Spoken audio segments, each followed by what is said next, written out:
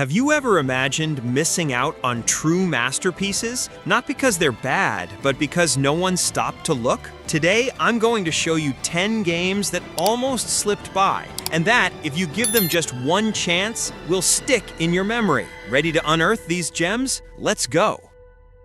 First, I'll talk about Guardians of the Galaxy. This game is a masterpiece that a lot of people let slip by. The story pulls you in like a great TV show, the characters are charismatic, and that sarcastic humor really sticks. The gameplay? Simple, fun, and it has a team huddle system that turns choices into epic moments. Like, you make calls and you actually feel the weight of them. The 80s soundtrack is another character. It plays at the right moments and makes you want to build a playlist just from it. Visually, it's not all about shine. There's competent art direction that delivers both setting and personality. So, why did it sell poorly? Weak marketing, heavy competition, and well, it's hard to sell a story-driven game when the audience wants the latest shooter. If you've never played it, wait for a sale. Games like this surprise you and stick with you. Trust me, try it and tell me what you think afterwards.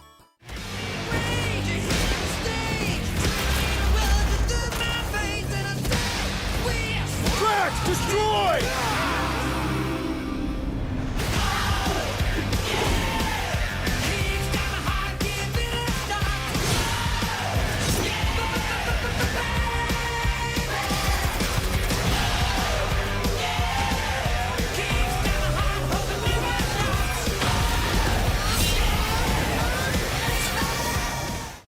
Sunset Overdrive. It's that game that feels like it was made by people who were having way too much fun, and you feel that in every second. Released as an Xbox One exclusive, it flew under the radar at the time, but it's pure adrenaline. Parkour over cars, grinding on poles, ridiculous weapons, and a punk visual. The world is colorful, exaggerated, and full of biting humor, like a satire of consumerism and corporate culture. The gameplay? Insane.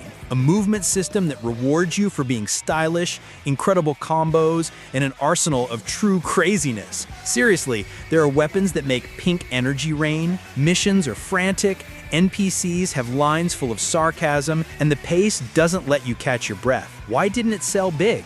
Bad exclusivity, a release in a competitive window, and marketing that didn't explain how unique it is. Today, it's become a cult classic. Those who play it recommend it. If you're up for something different, fun, and no nonsense, give it a shot. Grab it on sale and get ready to run, grind, and laugh out loud. I used to think this town was boring.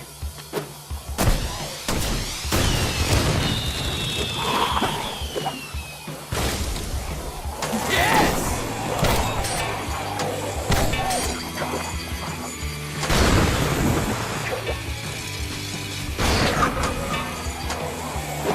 That's right!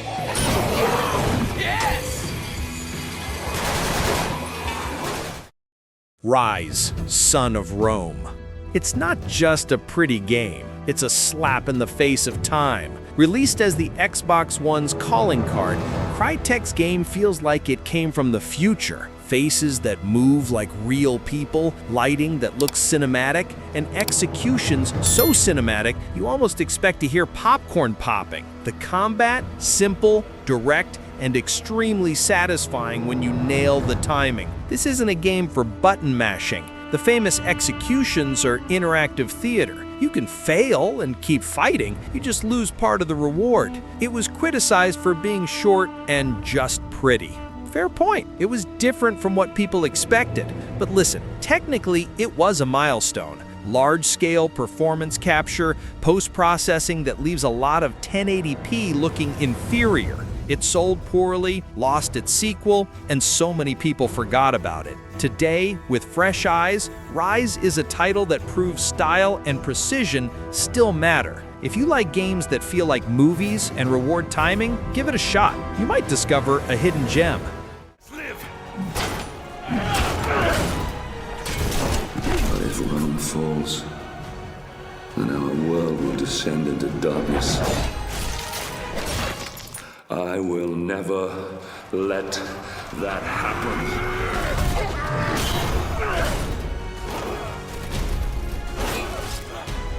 Fight for your father. Fight for your legion. fight for Rome. Alien Isolation. It's that game that feels like it came straight out of the classic film, and it's there, underrated, waiting for you to discover it. It's not just jump scares, it's constant tension. The xenomorph isn't an enemy that shows up on a script. It hunts you like it spent half its life studying your movements. You sit there, breathing quietly, listening to metal creak, hoping you don't make the wrong noise. The atmosphere is unbelievable. Every corridor, every panel, every sound makes you feel inside the Nostromo.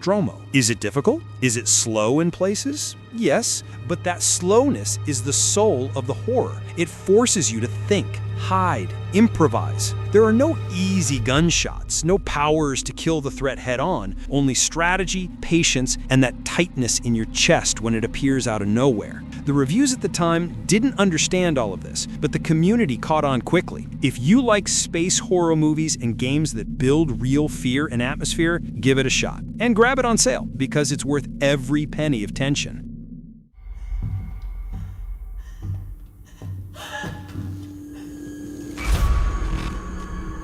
We think we may have found her, Amanda.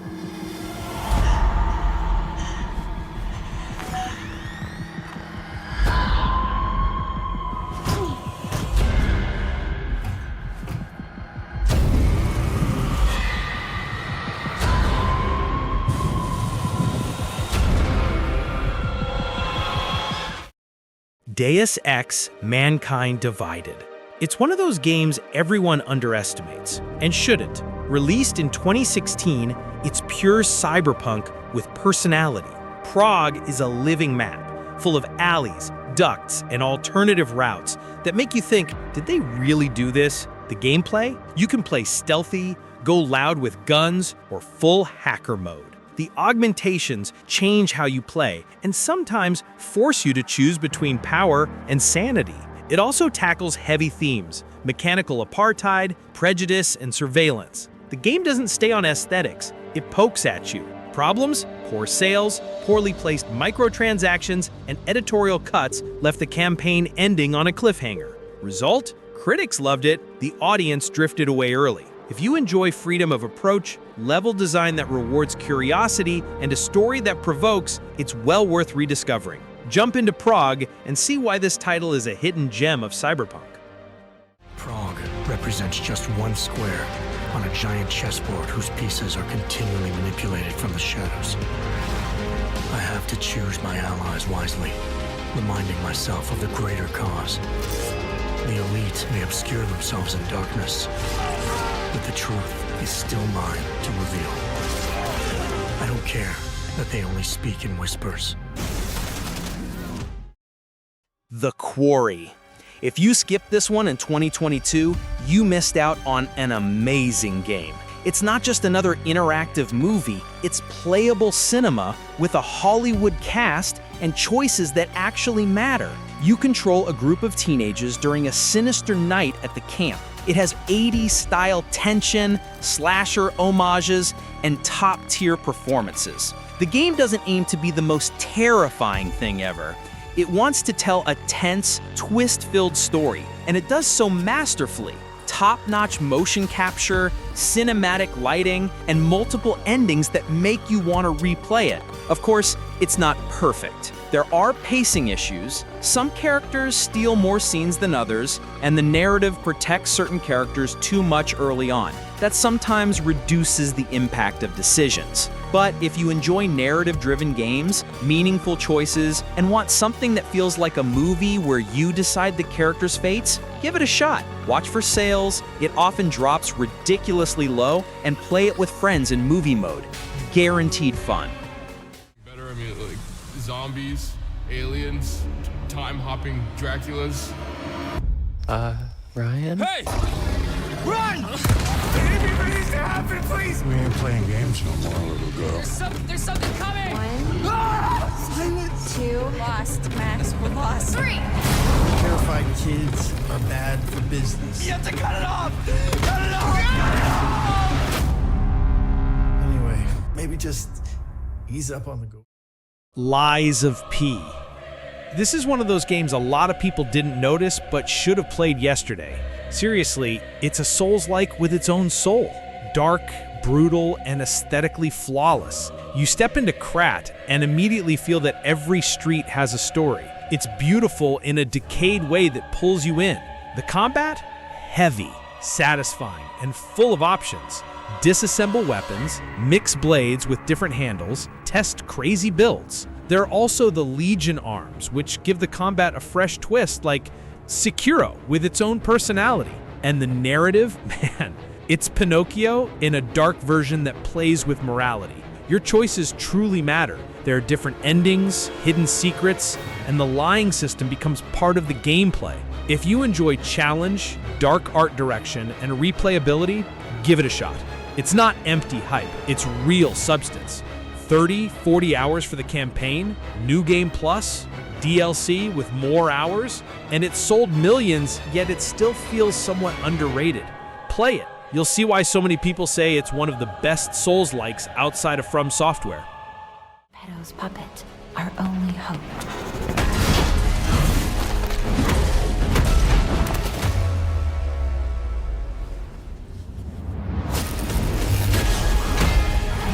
Power beyond your imagination. Come back to me, Carlo. Lie to protect yourself. You stole my sister from me, rotten puppets! Be careful, clever one. Have you heard of Bomb Rush Cyberfunk and pretended it wasn't for you? Stop doing that. This game is basically Jet Set Radio at full power, made by a tiny studio that seemed to have leftover magic. The skating is smooth, the tricks land like you're a pro, and the city breathes style. Walls begging for graffiti, earworm music, and an urban vibe that big studios rarely deliver these days. It features a soundtrack by Hideki Naganuma, along with a bunch of amazing independent tracks. The game didn't go viral because it was lost in the sea of AAA releases in 2023 and had zero marketing, but the community that played it, they're ecstatic. If you like exploring, syncing your combos to the music, and having fun, give it a shot. It's not launch hype, it's love from people who played it and want more people to discover it.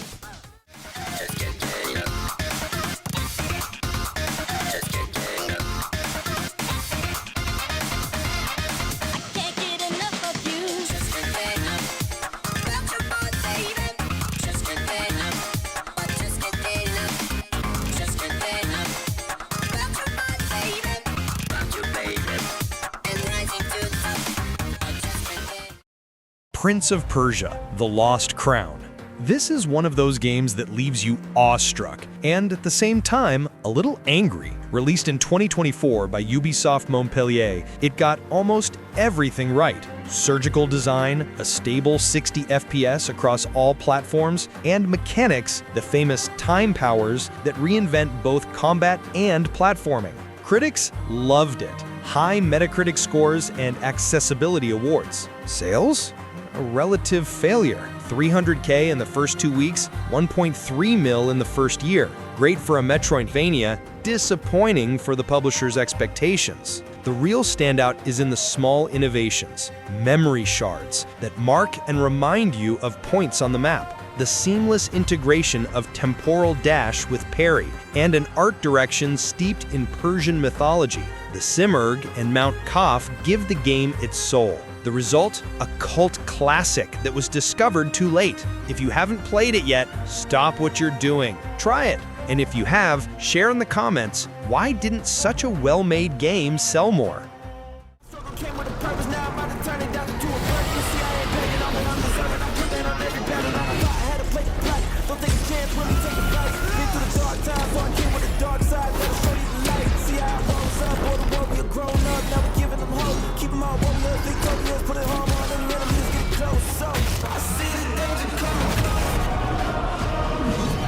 In these times of darkness, hope is the only thing that keeps us fighting. The Callisto Protocol.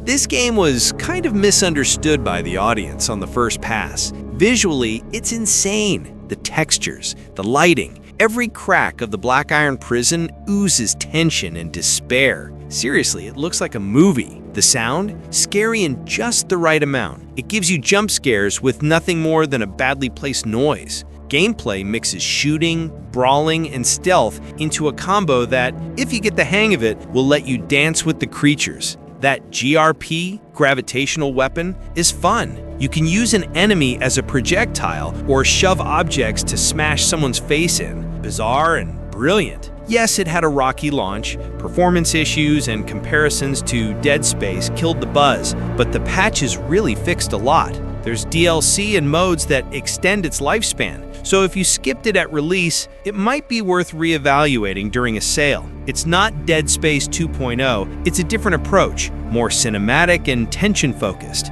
My suggestion? Give it a chance with an open mind. It could be the surprise you didn't expect.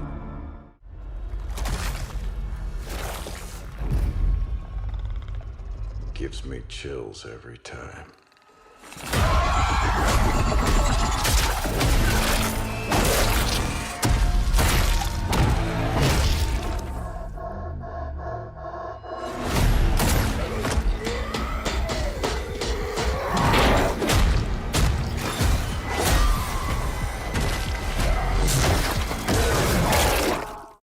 After digging up these gems, it becomes clear that commercial success isn't always synonymous with quality, and that exploring the unknown can give you unique, unexpected experiences. These games remind us that creativity, risk, and vision can sprout in unlikely places. Some failed on the shelves, but won in emotional impact and the ideas they planted. If you felt even a spark of curiosity, pick one up, play it without expectations, and discover for yourself what I meant. If you enjoyed this video, leave a like, subscribe, and turn on notifications. Besides helping our channel, which is still just getting started, you won't miss the next videos. See you soon. Peace out.